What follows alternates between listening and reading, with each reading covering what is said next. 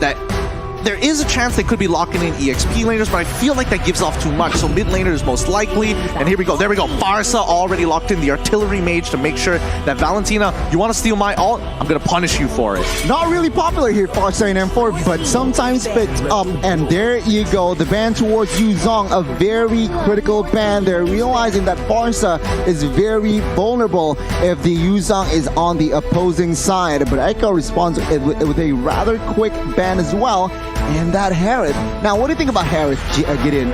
So far, I think Harith is actually not that bad. Again, if you want to play a little bit more passively in the lane, you absolutely can do so. His 1v1 potential is so very good, especially when he gets his first item. It really depends on the situation, because some matches are a lot harder than others, but with your range and the way that you time your spells, you can really manipulate the waves in your favor to maintain the advantage and slowly overcome the odds when your opponents hit their own 2-item power spike, for an example. I agree, but the one thing that I noticed about Harith is that he's very susceptible to CC. So that was really utilized in the previous match that we saw. But coming back into the drafts here, we do see an Akai being banned out from the side of RSG, as well as the Claude ban from Echo. So far, Baby Cakes, he has used the Claude. They're starting to limit Baby Cakes' options right now. And with the current lineup that he has, right, Fredrin, Lolita, Farsa, against the carry, the Valentina, and the Cho, what is the correct gold laner to you? It's kind of tough to say, but Benedetta gets locked in for the side of RSG. Now it begs the question whether Benedetta is going to go into the jungle or into the EXP lane. Based on what we've seen so far, we should expect it to go into the EXP. And Echo, so very smart. They want to say, hey, even if we were expecting glue, but if you want Benedetta, that's totally fine. Now, no matter what marksman you pick, you're always going to be under that threat, and Lolita can't do anything about it. Adding more pressure as well to the Farsa, right? You already have the Cho that can just target that Farsa, perhaps forcing that Farsa to even use Purify, but add also Grok, that Feather Airstrike can be easily cancelled. Fanny, though, comes in and picks up twice, still 0%, and they revive the win rate. Oh, that last pick, Fanny, though, in the hands of Carl Teasy himself. This is looking awfully dangerous, honestly, because RSG, they weren't equipped for this. They weren't able to draft against this. They don't have the CC to quite pin him down. Without the Franco, without that reliable source of CC, it's going to be difficult to shut down this Fanny. And the only thing that they could do was choose the gold laner, and the gold laner is Beatrix. Yeah, you could see it on the faces of RSG. They know that this draft is particularly difficult to pull off with what we're seeing coming in from Echo. It's all about timing, and it's all about finding the right opportunities, which is not exactly within the playstyle of RSG overall. They like that structure, and if you break out of that structure, man, it gets very chaotic very quickly. So let's see here again. Composition-wise, it is going to be very balanced. It's going to be up to the early game. No. I mean hero power-wise, but early game, it is all towards Echo. Yeah, he's got a Dragon Balls. I can literally see when the camera's off, he pulls up his Dragon Ball Z Power Scouter. He's just like, oh, there we go, 10,000. Yeah, I gotta agree. I mean, right now it seems like Echo have drafted themselves a victory, but it all depends on execution as we head into the land of Dawn to see Echo Philippines go against RSG Singapore. Spam your hashtags. It is Echo Loud, Echo Proud, or GGRSG. Ladies and gentlemen, let's witness, will Echo remain undefeated, or can RSG make something happen? Let's find out right here, right now, because we're seeing potential cheese up on the top side here. Yawi looking to punish this Beatrix, and that's the thing, right? Beatrix is supposed to be good in lane, but as soon as you add some external factors, it becomes a bit of a problem.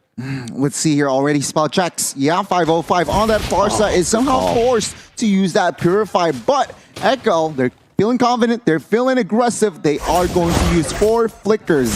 Let's see how it will work out. I mean, let's take a look at the emblems before things go too heavy, right? Because when we see Echo, the choice of emblems, a lot of high and dries here. I think they're going to be playing for those pickoffs. So RSG Singapore, they need to be aware of that. They need to see that this is going to be the play that they want to go for in the early game especially. But they do have to wait for Yaoi to get that level 4 in order for him to assist in that pickoff strat. Yeah, I mean, when we're looking at the emblems, it just immediately tells us what Sanford is playing for, right? When you have high and dry, he understands that, unfortunately, Diablo isn't going to be as strong as him, especially with the unbending will. But top side now. Oh, 3v1 called TZ with the cables. Jumps in towards Baby Cakes. Baby Cakes, even without the flicker, is still quite safe. I don't know. I feel like if Echo really wanted to, they could have dove that, but I guess they pulled back because they didn't see Lulzy until the very last second when he showed up mid. So, I don't know. I think it's the safer play for Echo. Don't really need to force any agendas now with Turtle coming up in 3 seconds. I mean, right now, RSG, I don't see them being able to actually take this next objective away because we already see that Echo is starting to set up for it.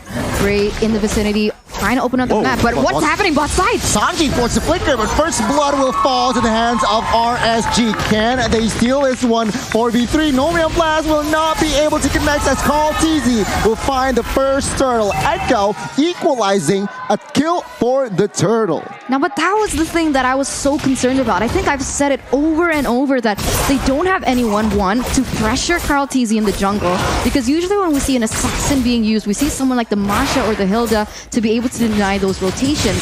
Second of all, they also don't have a source of CC other than the Numenon Blast coming in from RSG, which is so easy to cancel. Look, I mean, this is just a testament to how Singaporeans, especially professional teams at the highest level, play. They're very, very structured. They know that they can play the later stages of the game much better than most teams, as their general understanding of macro is a lot deeper. And they don't want to rely on things like risk, reward. Who needs that when you have a very clear pathway to victory?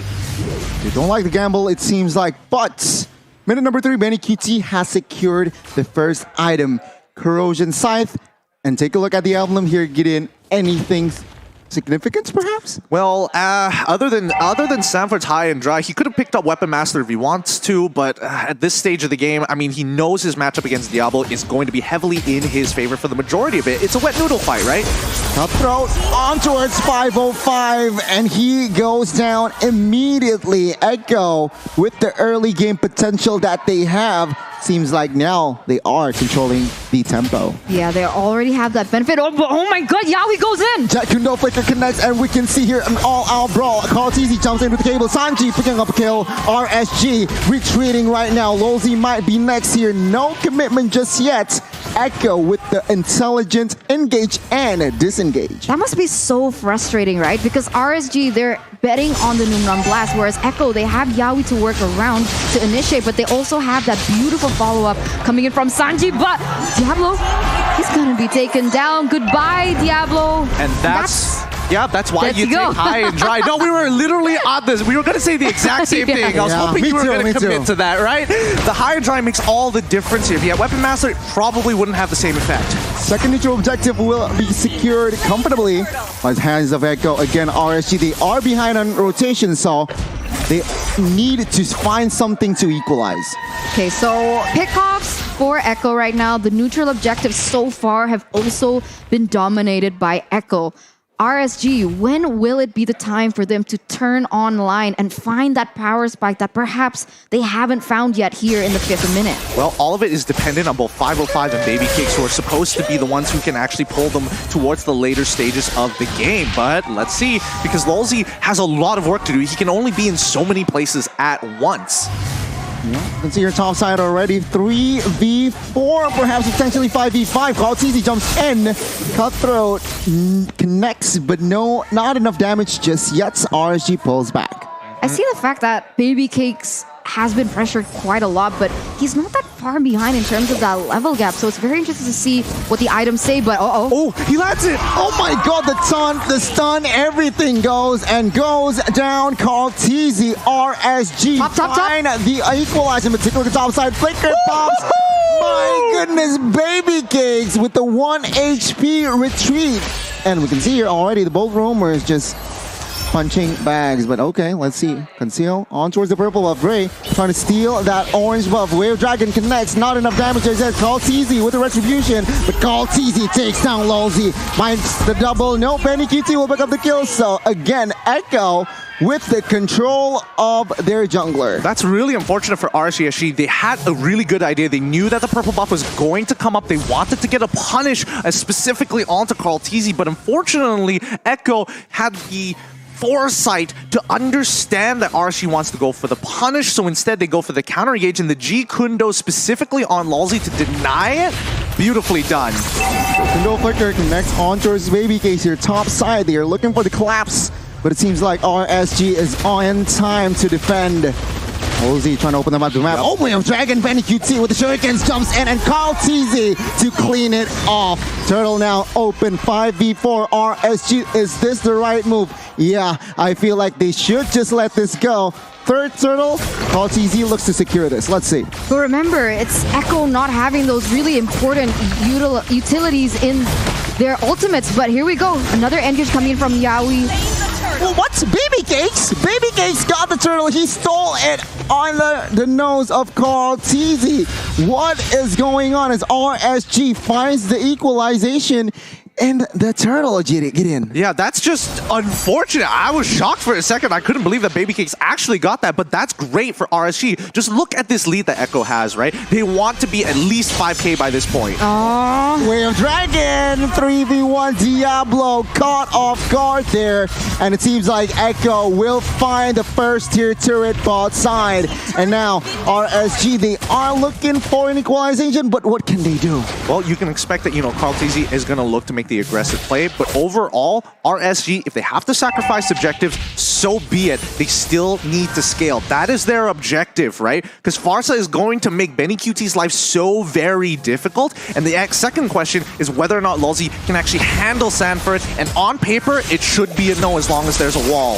My goodness, just the kill pressure that Carl Teasy brings to the table. Baby Cake still surviving that one. Let's take a look at the mid side. Ray, 505, looking for a setup. Wait, but River, no comment. Oh my god, River top side. Lolzy gets caught with the Wave Dragon, and 4-member is technically on him. There you go. Down goes Lolzy. I mean, you mentioned something about RSG and like the Singapore region in general of how that, oh my god, but wait a minute! Bye-bye, Carl Teasy. Bye-bye, Baby Cakes. Now, Bray trying to find look something, trying to go for the clear as Echo will not be able to seize that mid side as, Diablo finds compensation top side. Now, right now, we can see that RSG, they're starting to figure out Echo, right? Echo, they like to go in for those pickups, but with a lot of members, they're using a lot of manpower, and therefore Diablo has started to be able to use that to their advantage by starting that split push. And if this goes on over and over, it could be RSG still staying relevant in the game, Gideon. For sure. I mean, that's the idea. Both EXP laners are looking to gain pressure into the side lanes to kind of pull them apart for these neutral objectives. It's difficult, but now the kick comes through. Oh my god, Bray gets deleted. Whoa. Luminum Blast connects on towards one here. No follow-up damage just yet. Sanji trying to find something. Benny QT in the backside finds the Farsa. Benny QT will get the shutdown though. And now it is going to be a 3v3. Sanji Flicker as a defense. Baby Cakes in a tough situation. Oh, that Kundo is big. Baby Cakes though finds a double as Sanford will find a trade. At the end of the day, it's going to be 4v2. But my goodness, the Fanny out of nowhere finds the kill. Oh my god, a 4-for-2 trade, and let's make it more? Okay, he didn't want to commit onto that. He didn't want to make that mistake, but even then, Echo still with a huge trade on the board. It was so very close. Baby Cakes was trying to pull it by himself. He's like, all right, boys, get onto the backpack. We're going to try and take out as many of these boys as possible. Yaoi played it well. He was delaying his G Kundo on purpose, knowing that the tactical roll coming in from Beatrix was going to come off of cooldown really soon, just to ensure the kill was going to get through. Cartesi, however, have to keep in mind, he's very dependent on this purple buff. So if RSG finds the opening to deny it from him, these neutral objectives will become a lot easier to contest. And right now, they are going to start setting up for this next Lord. But look at this, RSG already on the way. Let's see who is going to be able to take it, as Echo seems to have the better setup for now. They're trying to bait out information with the whereabouts of RSG members. 5 members clumped up here. Rosie trying to face check. Wave Dragon, Benny QT, take a look at the damage! And Sanford will confirm the kill. Sanford will retreat as they are confirmed 5v4, so they should take Lord quite comfortably. No issues whatsoever. I don't know. I think at this point, adjustments need to be made. Like RSG, yes, they were giving up the Lord, but they cannot let Lolzy just keep walking, and he clearly isn't tanky enough to face check these rushes. They need to check it with 505, who actually has the range to do so, or maybe Diablo, who has Eye for an Eye available. But now we're going to take a look at the in-game items. What has been happening so far? Based on what I can see, it's 3. Wow, actually a lot of gold. And Baby Cakes is actually trying to keeping up with Benny QT, despite him having 3 full kills on his side, and also an outrageous flaming phase. 505 is in trouble. Oh my god, Purify, nothing matters. Carl TZ will find the kill. Diablo finds a 3-man Petrify here in the backside. Sanji goes down. Diablo taking a lot of damage here. Can he survive? But Sanford in the backside deals a lot of damage as well. Unstoppable for Sanford with that barrier.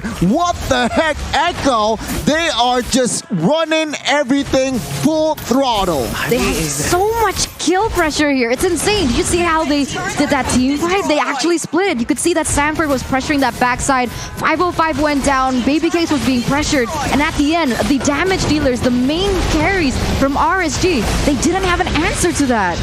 They don't have it just yet, but it takes time to get their Echo. Now with a solid 5k lead, they're going to lose their inhibitor down on bot side. This is the position that Echo has been looking for a long time. The end is nigh. When we see that 95-second clock reach 0, this Lord is going to be so very important for Echo to try and close out this game. If not, RSG will delay it for another full 5 minutes. 5,000 gold lead here for Echo, and you can see the player's gold that you're right, Baby Cakes, he hasn't fallen too far, so they still do have potential coming in from him, but that depends on how RSG is going to be able to protect him, right? Because so far, Baby Cakes has been pressured so much, and you're right, Lolzy, he hasn't been able to protect too much because he isn't as tanky, he's not as sustainable as someone like, let's say, Sanford or even Yaoi in this situation. I think what's the most, like, if you were in SG's position, right? It's not like you're making bad decisions, and especially in that last fight, I think that was the best example.